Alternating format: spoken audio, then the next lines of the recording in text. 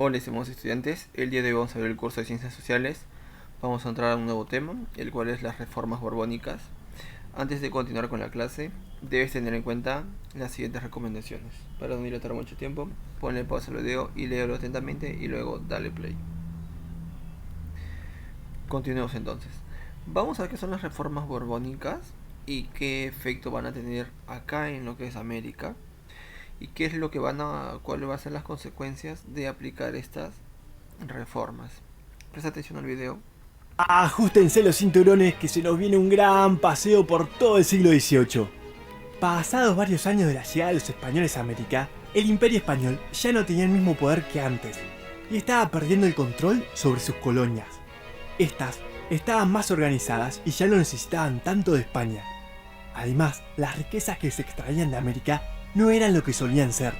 Así que cuando llegaron al poder, los reyes de la dinastía Borbón tuvieron que tomar algunas medidas para hacer frente a estos problemas. Para empezar, la minería, que tantas riquezas había dado en su momento, había decaído enormemente con el correr de los años. Cada vez había menos metales preciosos para extraer y menos indígenas dispuestos a trabajar en las minas. Por otro lado, las colonias se habían vuelto autosuficientes. Esto significaba que las mismas poblaciones locales producían las mercaderías como los alimentos, vestimentas y otros elementos que necesitaban para vivir, así que no hacía falta comprar las mercaderías provenientes de España. Los comerciantes españoles no tenían a quién venderle, y las riquezas coloniales circulaban dentro del territorio americano sin llegar a España. Además, el contrabando, es decir, el comercio con otros reinos que estaba prohibido, se seguía practicando. Esto se debía a que la monarquía española cada vez tenía mayor dificultad para sostener el monopolio comercial que había instaurado, y como consecuencia perdía más riquezas que se le escapaban hacia otros reinos. A esto hay que sumarle que debido a las enormes distancias, los reyes tenían grandes dificultades para hacerse obedecer en las colonias. Las autoridades locales en América habían formado fuertes vínculos con los miembros más importantes de la sociedad, por lo que muchas veces se priorizaron sus intereses particulares por encima de los de la corona española. Por otra parte, el resto de las potencias europeas, en especial Gran Bretaña, veían con ojos muy codiciosos las colonias españolas. Estaban constantemente intentando avanzar sobre estos territorios, poniendo en amenaza el dominio de España. Para resolver estos conflictos, los reyes borbones de España tomaron una serie de medidas conocidas como las reformas borbónicas. Estos cambios buscaban fortalecer su poder en las colonias americanas, pero no se dieron de un día para el otro, sino que fue un proceso muy largo. Muy bien. Vamos a ver qué son las reformas borbónicas. Como vemos acá, fue un proceso de cambios promovidos por la dinastía Borbón. Como vimos, lo que va a ser lo que va a ser en parte de España, el rey Carlos II muere y no tiene un descendiente. Si se acuerdan de la clase anterior, que no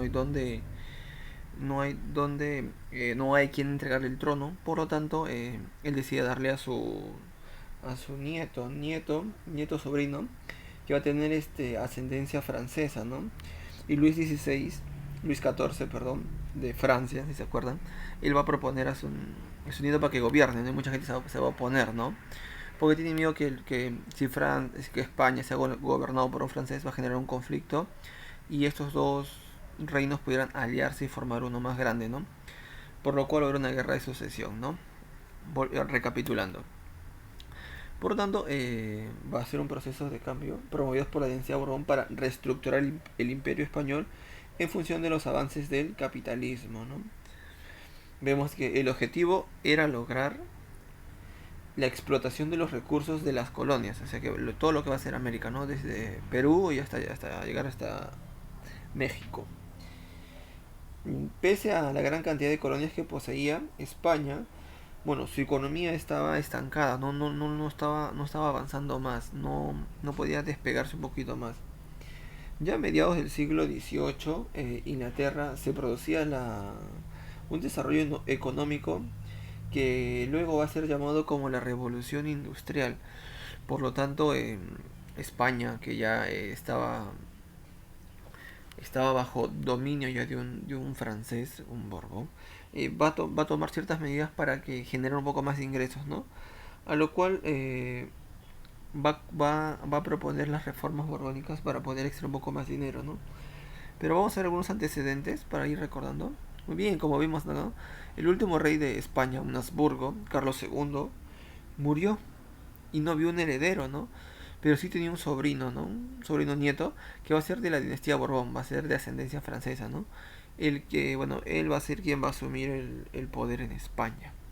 Él va a estar respaldado por su tío Luis, el cual en uno de los inconvenientes va a generar una guerra, muy bien, ¿no? La famosa guerra de sucesión, ¿no? En la cual muchos países van a estar en contra de esta alianza, ¿no? Sobre todo van a ser Inglaterra, Austria y Portugal, ¿no? Se van a oponer a que, con el miedo en que los reinos de Francia y España se puedan ir uniendo más adelante y genere un desequilibrio geopolítico en Europa, ¿no? Eh, Básicamente van a tener miedo que esos dos se junten y comiencen a imponer su hegemonía ante los demás. Por lo cual se va a producir la guerra de sucesión española, el cual va a terminar con el Tratado de Utrecht, donde la dinastía borbónica, los borbones, se comprometen a mantenerse separados los tronos de España y Francia. A lo cual, pues no, con ese pacto ya bien, aceptamos que ustedes realicen esa actividad, que un francés gobierne España, pero queremos algunos beneficios, ¿no? Por lo cual Inglaterra, Austria y Portugal se van a ver beneficiados con territorios y con comercio, ¿no? Eh, Vamos a ver las principales reformas. En el plano económico vamos a ver que se va a dar el navío de permiso. Eso quiere decir que un barco inglés puede llevar mercadería a la feria de Portobelo, ¿no? Virreinato del Perú, ¿no? Recuerden que antes el único que podía embarcar en los puertos iba a ser los reinos de España para monopolizar todo lo que se extraía de América con España y vender todo lo de España únicamente a América, ¿no? Para que España se viera beneficiado solo con la compra de sus productos, ¿no? Ya no va a ser así, va a cambiar eso. También va a haber el derecho de asiento, ¿no? Inglaterra abastece a las colonias de esclavos que van a provenir de África, ¿no? Se va a dar un aumento en lo que va a ser los esclavos. Ahora el navío de registro. Un barco registrado sin límite de viajes descarga mercancías en América, ¿no? Sin embargo, podía venir las cuantas veces pudiera acá a América a intercambiar su mercancía. Se suprime el monopolio de la casa de contratación de Sevilla, ¿no? Por lo tanto, que ya vemos que aquí España va a dejar de ser el único, porque recuerden que al ver estas normas, lo que generaba que hubiera mucha piratería, ¿no? Lo cual generaba que se hicieran puertos ilegales, viajes ilegales, también lo que generaba que muchas veces muy poca gente utilizara lo que era eh, el, la casa de contratación de Sevilla para poder realizarlos el viaje de los productos, ¿no? Realizar un comercio, ¿no? Por lo tanto se elimina esta norma y lo que genera que, pues, ¿no? Ya al ver más barcos, todo el mundo decide por la vía más legal, ¿no? La vía más segura. Libre comercio. Vamos a ver el libre comercio, que va a estar acá. Debe ser en 1778. Básicamente fue la principal medida implantada por el rey Carlos III. Bueno, antes de que se retirara, ¿no? Se libró el comercio entre España y sus colonias, ¿no? Ya acá había una mayor libre navegación para intercambiar productos. También se van a crear nuevos puertos para incrementar el comercio, como es el caso de Buenos Aires en Argentina, de Caracas en Venezuela y de Valparaíso en Chile, ¿no? Van a haber un poco más lugares para que los barcos pudieran desembarcar y dependiendo del producto que quisieran exportar iban a buscar el lugar más conveniente, ¿no? Ya sea Venezuela, Perú, Chile o Brasil, ¿no? También vamos a ver que se van a crear las famosas aduanas terrestres, que básicamente va a buscar organizar una mayor tributación, ¿no? Acá van a ver un cobro de como un peaje, por así decirlo, ¿no? Esto va a generar que los indígenas de acá del Perú se vean ¿cómo decirlos? Molestos y busquen una manera de eliminar. Ya de por sí pagaban tributación, le aumentan la tributación. Ahora van a ir como pequeños cobros de peaje también por salir de ciertos lugares. Y vamos a ver cada una de las rebeliones más grandes va a ser la de Tupac Amaru II, ¿no? Y mucha gente va a estar descontenta y van a buscar o cambian la forma de gobierno o buscan una nueva forma de gobierno, ¿no? 1778, recuérdenlo, falta poco para 1821. Por lo tanto, eh, como hubieron muchos descontentos, pues España políticamente va a comenzar a cambiar algunas cosas, ¿no? Como ya la gente comienza a rebelarse, va a ser esto, ¿no? Nuevos virreinatos. Como ya era el poder estaba demasiado solo en Perú, va a decir dividirlo, ¿no? Para que haya un poco más de control. Para descentralizar la administración política colonial se van a crear nuevos virreinatos de Nueva Granada, que vemos acá, lo que va a ocupar Colombia y Ecuador, muy bien. Y también va a crearse el virreinato de Río de la Plata, ¿no? En Argentina. Eso va a ser en 1776. Y también va a crear las capitanías generales, donde básicamente va a ser la jurisdicción militar para administrar zonas con población indígena rebelde, ¿no? Ya donde había mucha rebeldía. Ahí lo voy a poner para que se queden calmados, ¿no? Una de las más conocidas va a ser la Capitanía General de Chile, que acá va a surgir San Martín para llegar al Virreinato del Perú para lograr la independencia, y la Capitanía de Venezuela, ¿no? Donde va a surgir nuestro bien y querido, nuestro bueno y querido amigo Simón Bolívar. Muy bien. Muy bien, vamos a ver, también va a estar eh, vamos a ver, van a ver un tipo de tratado. Vamos a ver el tratado de Ildefonso, que hace en 1777. Aquí básicamente se redefinen las posiciones territoriales entre Portugal y España. Portugal otorgó la colonia de Sacramento a España, ¿no? Vamos, se está delimitando lo que va a ser lo que es los gobiernos o el dominio, y esta pequeña Ildefonso se le va a entregar, ¿no? A España. También se va a crear un sistema de visitas, ¿no? Consistía en nombrar a funcionarios que viajen a las provincias para fiscalizar a las autoridades, básicamente para ver que la autoridad que esté gobernando, rigiendo cierto cargo, ya sea el virrey, los encomenderos, hicieran un trabajo eficiente, ¿no? Y no se estén robando el dinero, porque recuerden, faltaba dinero en España, ¿no? Por lo tanto quieren ver que no estén robando el dinero, ¿no?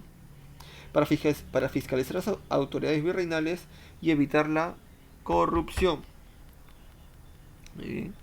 En ese periodo también vamos a ver que se va a darle expulsión. Sí, la expulsión de los jesuitas en 1767. España de las colonias de América. España consideró que este orden religioso no era fiel a la autoridad del reino, como que buscaban como plantar ideas y rebelarse, ¿no? Y va a haber un reemplazo. Se dieron cuenta que el reemplazo de los corregimientos, en su lugar establecen las intendencias, ¿no? Los corregimientos van a dejarse a un lado y van a plantearse las intendencias, ¿no? Acá vamos a ver vamos a ver los límites del virreinato. Acá están. Ya se queda nuestro Perú solito, la forma de nuestro Perú. Y vamos a ver las intendencias, ¿no? 1, 2, 3, 4, 5, 6, 7, 8, 9, 10, 9, ¿no? Vamos a ir viendo cómo se va formando.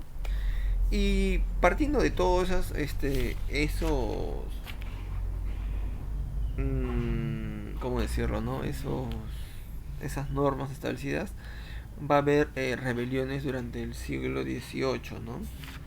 ¿Por qué rebeliones? Porque obviamente no van a estar contentos con lo que se estaba haciendo, ¿no?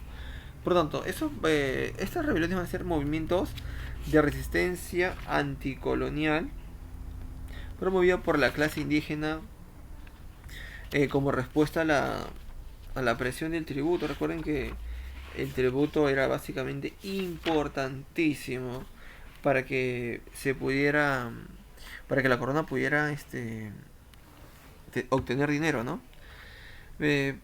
¿Cuáles son las causas? Se agudizó la explotación de los indígenas debido a que se acentuó la mita, ¿no? Como sabemos, la mita era el trabajo, ¿no? El trabajo por el cual el indígena tenía que brindar sus servicios.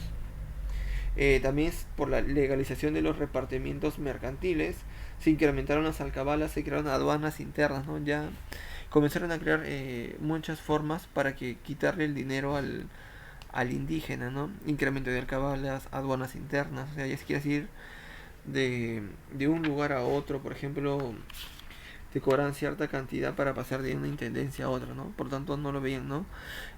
Incrementaban el precio de algunos productos, el cual ellos para consumirlos tenían que pagar esa cantidad para no morir de hambre, ¿no? Vamos a ver que también va a ser gracias al mesianismo andino, ¿no? El mito de Incarri, ¿no? Se creía que iba a llegar un descendiente de los incas que pondría fin al dominio español y podría restaurar lo que era el imperio de Tahuantinsuyo, el imperio de los incas, ¿no? Vamos a ver uno de los primeros que va a hacer este movimiento, que vamos a ver la rebelión de Juan Santos Atahualpa, de 1742 a 1756. Él es un noble indígena educado por los jesuitas, por eso también los que les implantaban la idea de no ser sometidos, por lo tanto se les expulsó a los jesuitas, ya vimos otro explicando las causitas. Aprovechó el descontento de los indios, chipivos, conibos, machingüenguas y ashaninka, cuyos territorios se veían siendo invadidos por los misioneros franciscanos, ¿no? Recuerden que la selva fue uno de los pocos lugares donde pudo ingresar lo que es la corona de España, pero en esta etapa comenzaron a invadir lo que son un poco más allá de la ceja de selva, ¿no? Por lo tanto, había ese temor, ¿no? Por lo tanto, nuestro amigo va a buscar ayuda de esas personas, ¿no? Para imponerse, ¿no? Se rebeló en la selva y estableció su centro de operaciones en el Gran Pajonal, ¿no? Se va a buscar en el río Perene y el río Cerro de la Sal, perdón. Por lo tanto, desde ese punto va a comenzar, ¿no? Lo que va a ser su rebelión. Los virreyes Antonio de Mendoza y Antonio Manso de Velasco, que va a ser un conde, van a fracasar en sus expediciones por intentar atraparlo, porque como sabemos la selva es un lugar un poco inaccesible, ¿no? Un lugar muy difícil de llegar, ¿no? Vamos a ver que buscó expulsar a los españoles y revivir el imperio incaico. Esa era su idea, ¿no? Lamentablemente, pues él va a morir en la selva en extrañas circunstancias, ¿no? No se sabe bien si fue por enfermedad o algo le sucedió, ¿no? Bueno, esa va a ser una de las primeras rebeliones que más impacto va a tener. Y después vamos a ver el segundo, ¿no? El segundo hombre en intentar rebelarse, que va a ser la rebelión de Tupac Amaru segundo, ¿no? En sí se llamaba José Gabriel Condorcanqui, ¿no? Él va a nacer en Tinta, Cusco, y fue cacique de Tanguzuca. Ahora vamos a ver qué características tenía nuestro amigo, ¿no? Era un noble cacique, propietario de negocio de arriero, ¿no? Se encargaba del transporte de mercancías y de mercaderías. Él se va a ver perjudicado económicamente por la imposición de aduanas en la ruta comercial que cubría, ¿no? Cusco, Alto Perú, ¿no? Como se ve, ¿no? Cada intendencia tenía quiere salir, un viaje, ¿no? Como hoy en día, ¿no? Pero como para ir de Lima a Chincha, de Lima a Ancash, a Huaral. Si acá sales de un cierto lugar y tienes que pagar por ingresar, ¿no? Así se devolvió, ¿no? Pero con precios elevados, pues no se podía pagar, por lo tanto, él va a buscar la manera de eliminar ese tipo de normas, ¿no? Al inicio buscó beneficios fiscales, muy bien. Luego promovió la lucha directa contra los corregidores de aduanas, repartimientos y sobre la mitad también sobre el trabajo. Hay un trabajo sobreexplotado para los indígenas, ¿no? También buscaba un cambio en la estructura económica y social, ¿no? Quería un cambio que pudiera beneficiar no solamente a él, sino a la mayoría, ¿no? Vamos a ver las rebeliones indígenas que se van a realizar en el siglo XVIII, que vamos a ver acá en la Quechua y en la Aymara, ¿no? Vamos a ver, se inicia acá en la sierra, en la fase Quechua, se inicia con la ejecución del corregidor Antonio de Arriaga, ¿no? También vamos a ver que los rebeldes van a lograr triunfar en la batalla de Sangarará. No atacaron la ciudad del Cusco, ¿no? Se mantuvieron. El cacique de Acos, de Tomás Atito Conde Maita, se sumó a la rebelión, ¿no? Claro, obviamente mucha gente vio lo que estaban haciendo, lo cual sumó muchos más adeptos para lograr la rebelión. A causa de las rivalidades interétnicas, algunos caciques poderosos se opusieron, como por ejemplo el cacique de Chincheros, ¿no? Alias Mateo Pumacagua. Más adelante vamos a ver que el clero apoyó al régimen colonial, la iglesia otra vez. Recuerden como vimos, ¿no? La iglesia era fiel a la colonia, ¿no? Porque recuerden que a los esclavos les sacaban el diezmo, ¿no? 10% de su trabajo también. Y solo los jueces apoyaban y los votaron, ¿no? Las fuerzas del virrey de Agustín y el visitador José Areche triunfan en la batalla de Checacupe, ¿no? Por lo tanto, a ver un poco de recelo ahí. Y ya Tupac Amaru, sus parientes y sus colaboradores fueron ejecutados, por desgracia. Pues han pasado por rebelarse, ¿no? Y en la selva vamos a ver que la rebelión se inició con Azángaro en Puno, al mando de Diego Cristóbal Tupac Amaru, ¿no? Quien luego se sometió a un falso indulto de la corona. La corona dijo, no, ya, te perdonamos, pero ríndete, pues, ¿no? Te vamos a quitar todo, ¿no? Como si no pasó nada, ¿no? Bueno, dice, ya no importa, ¿no? Y él va, no, ya me rindo, ¿no? Y lo ejecutan, no lo matan, para que la gente viera que si alguien se le oponía a la corona, ese iba a ser su camino, ¿no? En el Alto Perú, lo que es hoy día Bolivia, Julián Apaza Tupac Katari continuó la lucha y logró acercarse a la ciudad de La Paz, pero hasta ahí, ¿no? Producto de una traición, Tupac Katari es capturado, torturado y descuartizado en la plaza de La Paz, ¿no? En Bolivia, por desgracia lo mataron, ¿no? Pero esto va a generar, va a tener muchas consecuencias, ¿no? Tras la rebelión de Tupac Amaru hubieron muchos sucesos de rebeldía. Se reemplazaron los desprestigiados corregimientos y se establecieron las intendencias. Aumentaron la seguridad. Se crea la audiencia del Cusco. Se buscó más control político jurídico en esa región, ¿no? Como recuerden que era la capital del Imperio Inca, ¿no? Como que la gente ya muy arraigada todavía a sus costumbres, ¿no? Se suprime temporalmente la mita. ¿Saben qué? En trabajo para beneficiar a nosotros un ratito, ¿no?